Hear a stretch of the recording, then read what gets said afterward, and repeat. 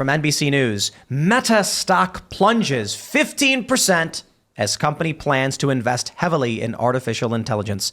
I also want to shout out the typo in the headline there. I wonder if they fixed it yet. And nope, they still have not fixed the heavily. So here's the funny thing. On TikTok ban day, you would think that Meta stock would skyrocket. Yeah. It's tanking. I think... Oh boy. I don't know what the estimated loss is, but it's massive. Actually, let me see if I can pull up the Meta stock so you can actually see the massive drop-off. Here, take a look at that. Whoa. Yeah, that's a big dip from 493 down to 411. That is massive. That's what, like almost 20% in a day? Is that what it is?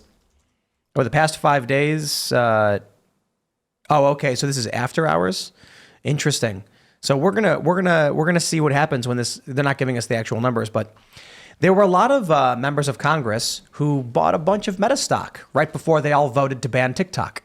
Yep. That's actually really And funny. so this kind of feels pretty good because wow. I see all these reports and it's like, here's a list of members of Congress who bought stock in Meta just before voting to ban TikTok, and it's a lot of people and it's a good amount of money. And then when the ban happens, Meta stock plunges, and I'm just like, Yeah. I can't even They believe lost that's money. allowed for them to do that, to be able to buy the stocks and all that. That's why they're all millionaires. That's why they're all super rich. That's why their salary is $174,000 a year, but half of them are millionaires or more. And they don't, for the most part, they don't care that it hasn't changed, right? They're like, Who's going to vote against it? Like, who's gonna vote to ban what makes you rich? It's like we're all here in this room. It's like, who wants to vote to take away all of our sodas and shut the show down? Like, no, we're benefiting from I mean, it. look, We don't- if our politicians were intelligent enough, economically speaking, to have the kinds of stock portfolios that they have with the income they have, there would be no excuse for our economy to look the way that it looks. yeah, I think you're right. Well, I've got to tell you, I watched your episode where you were first talking about the YouTube thing, and I was like, I really got to tip my hat to you, Tim, because it seems like you took it on the chin, and you have plans, and you have people that some of these TikTokers, I see them and I'm like, why aren't you focusing on other platforms and getting the email addresses and all that stuff? But it's hard to run a business when you're totally at the mercy of a platform. You're building and doing all these things. I would be a lot more stressed out about it, but you just seem to move forward, and that's inspiring, I think, because it's not easy to build a business like this, and I know because I've been in the industry for a long time. So I think people go to Congress because they feel like there's very few people go to Congress because they want to make things better. I think they're mostly just slightly below mediocre people who are like, I am just so awful. The only way I will ever matter is if I'm in office, and they're forced to know my name. And so that's Congress. It's not being funny. It's mediocre people. They have limited skills, and they're like, all I have to do is, look, it's real simple.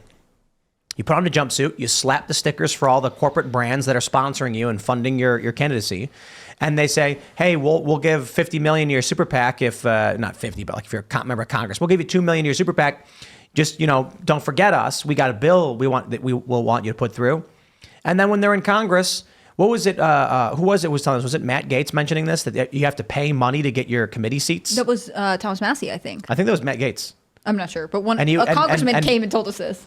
Yeah. Oh, I know. This was on the Culture War show it was two former staffers. Lisa Reynolds actually was on that show. And they were talking about how Matt Gaetz went in and said, I want these committees. And they were like, okay, well, then you got to give us, money. And he said, what would I get if I gave you a check for $500,000 right now? And they're like, oh, you can have any committee you want. And that's how the game is played. So you have a lot of people. I think Matt's great. I don't lump him in with these people. But you have a lot of people who are just like, you've never heard their name. They're in Congress. And they're mediocre people who are like, well, I'm worthless. Maybe I'll just suckle the teat of the corporate political arm and do as they say, and then people will put my name in the history books, and then they'll get their name written on stone or something, and that's why they do it. Then they go, and when it's time to vote, they're like, don't care, whatever the corporations tell me to do, whatever the intelligence agencies say. Look at Mike Johnson, man, that guy's a disappointment. Mike Johnson's like, well, I went into the confidential, secure confidential room with the deep state and came out, and now I'm going to do literally everything they say, no matter what. Do you think the effort to oust him is going to work? I don't know. I mean, what's the point? Do you guys think that the TikTok ban or the thing forcing them to divest, do you think that all these people in the government have been like briefed by the NSA, NCA, and that we'll never know any of the reasons why they all got on board? It's why it's so bipartisan, or is it something else, maybe more nefarious? Like why they got on board with the TikTok ban? Yeah, like because it's a bipartisan thing, right? Yeah, because of Israel. Okay. But this is public knowledge. This is not a secret. There's no conspiracy. After October 7th, there was a bunch of pro-Israel content on TikTok. A week went by and it shifted dramatically towards pro-Palestine, which many researchers said, and this part's speculative in opinion, it looked like a weighted algorithm that TikTok either intentionally did this or foreign countries launched an influence campaign intentionally promoting pro-Palestine content, targeting young people. And either way, whether TikTok did it on purpose or foreign countries were launching these things to generate the sentiment, the U.S. had no control over it. Donors started calling Democrats saying, ban this app, don't allow this. And they said, okay. And then Democrats got on board, instantly saying, you got it. Whatever you say, big donors. And it is, now they want to ban TikTok. The Trump faction and Republicans wanted to ban it because it's promoting degeneracy and it's promoting basically Democrat policies. Well, it used to be that we were very much in tune with like the government.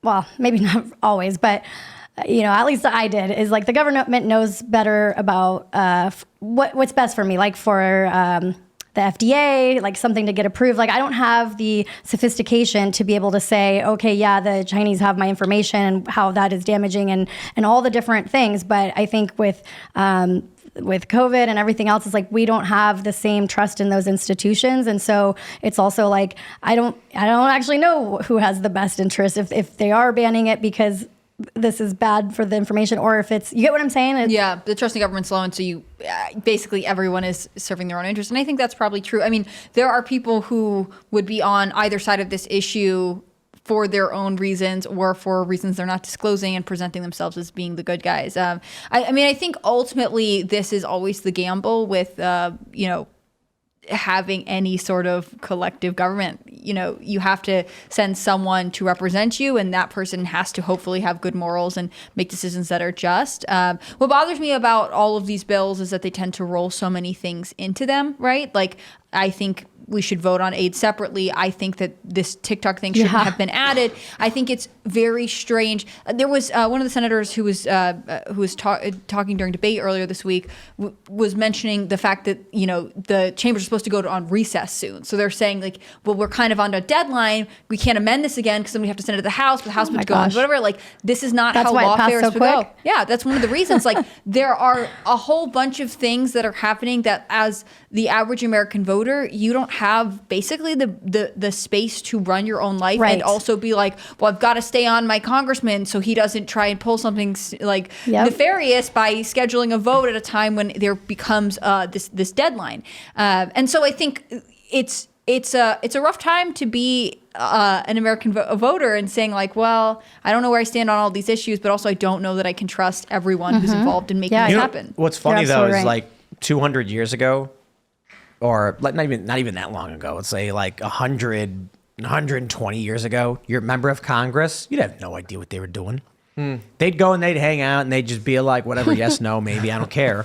And then people would just be like, oh, I hope they're doing it.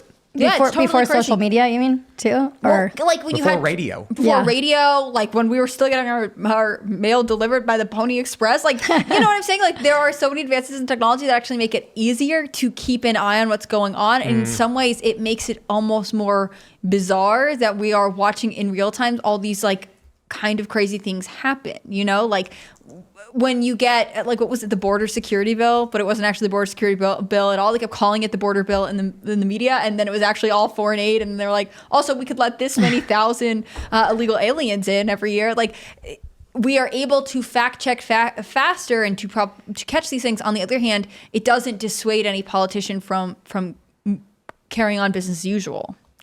I find that discouraging.